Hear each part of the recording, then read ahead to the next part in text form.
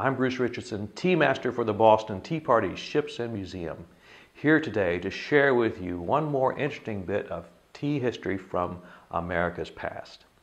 This is one of my favorite tea sets from my collection. It is a cup and saucer from the Victorian age, and it was made in England from one of Great Britain's oldest porcelain factories, the Royal Worcester Factory.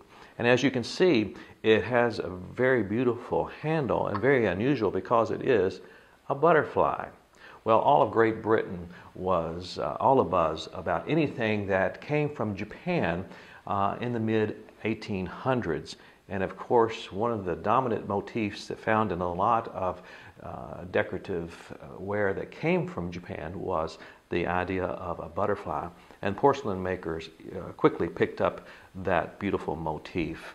You can see that it is a large saucer, and it's much larger than a contemporary saucer that we would find in a cup and saucer plate today.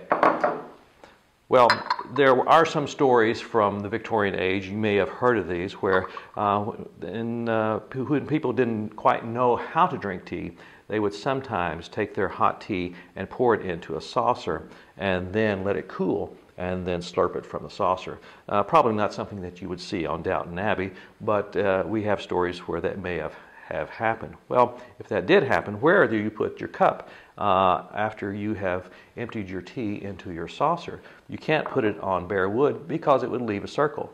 You need a coaster. And so porcelain makers invented cup plates. Most of the original ones were probably made out of porcelain.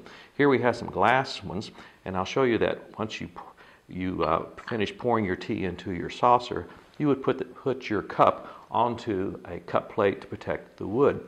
Another story about the invention of the cup plate comes from the fact, as we've talked about before, that teacups have not always had handles. You know, the original ones that came from China were small tea bowls, and when you would set that down, there was maybe not a true saucer, so you'd have to have a coaster or a cup plate to protect the wooden furniture as well. Well, one of the great souvenir crazes of the United States came about in the 1800s with the invention of pressed glass. And as you travel from Boston down to Cape Cod, the first town you come to on the Cape is the beautiful little town of Sandwich. And there you find the museum for the Sandwich Glass Factory, which was there over 150 years ago. They have what I think is probably the largest collection of cup plates in America. Now, I have a few to show you here because when people traveled around, they always would bring back a souvenir, as we often do today. And if you went to Washington's home, you would get a cup plate with Washington's image on it, like this one. Or if you went to someplace like Natchez, Mississippi, here you have a cup plate with an image from Natchez. If you visited Thomas Jefferson's home, Monticello, here you have a cup plate with Monticello on it. Now, here in my native Kentucky, one of the great names from our state was Henry Clay. And Henry Clay's home is just an hour from where I am today.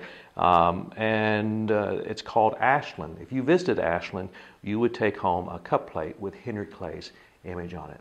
Now, if you would like to start collecting cup plates, they're still easy to find. You'll see them in antique stores all across America. They're not very expensive, and sometimes they'll even be labeled as butter plates. But let me tell you, they're not truly butter plates. They're actually cup plates. So start your collection of cup plates and see all the different places in America that you can visit at tea time.